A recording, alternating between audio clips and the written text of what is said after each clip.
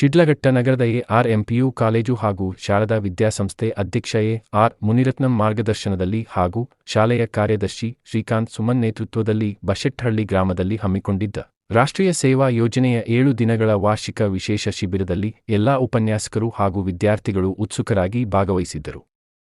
ಈ ವೇಳೆ ಅಗ್ನಿಶಾಮಕ ದಳ ಸಿಬ್ಬಂದಿ ಬೆಂಕಿ ಅವಘಡ ಸಂಭವಿಸಿದ ಸಂದರ್ಭದಲ್ಲಿ ಬೆಂಕಿಯನ್ನು ಹೇಗೆ ಶಮನಗೊಳಿಸಬೇಕು ಎಂಬುದರ ಬಗ್ಗೆ ವಿದ್ಯಾರ್ಥಿಗಳಿಗೆ ತರಬೇತಿ ನೀಡಿದರು. ಈ ಸಂದರ್ಭದಲ್ಲಿ ಪ್ರಾಂಶುಪಾಲ ಡಾಕ್ಟರ್ ಕೆ. ಮೂರ್ತಿ ಸಾಮ್ರಾಟ್, ಶಿಬಿರಾಧಿಕಾರಿಗಳು ಹಾಗೂ ಉಪನ್ಯಾಸಕರಾದ ದೇವರಾಜು, ನಾಗೇಶ್, ಉಪನ್ಯಾಸಕರಾದ ರವಿ, ರೇಣುಕಾ, ಶ್ರೀನಿವಾಸ್, ಸತ್ಯಾನಂದನ್, ರಾಜಪ್ಪ, ಭಾಸ್ಕರ್, ನಾಗಮಣಿ ಹಾಗೂ ಅಗ್ನಿಶಾಮಕ ದಳದ ಸಿಬ್ಬಂದಿ ವರ್ಗದವರು ಇದ್ದರು.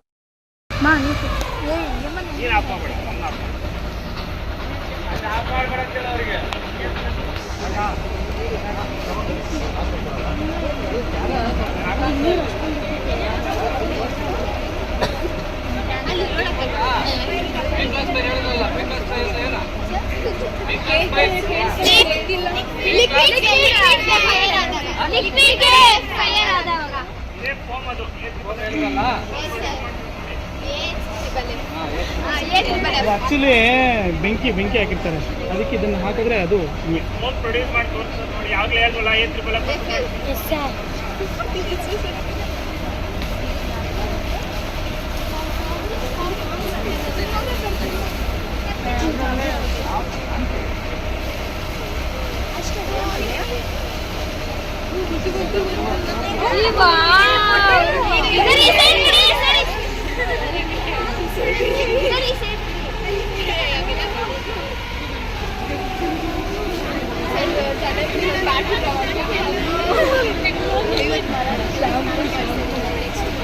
ಎಣ್ಣೆ ಸಾಂದ್ರತೆ ಜಾಸ್ತಿ ಇರುತ್ತದೆ, ಎಣ್ಣೆ ಆಯಿಲ್ಸ್ ಎಲ್ಲ ಕಲರ್ ಇರ್ತದೆ. ಬ್ಲಾಂಕೆಟಿಂಗ್ ಮುಖಾಂತರ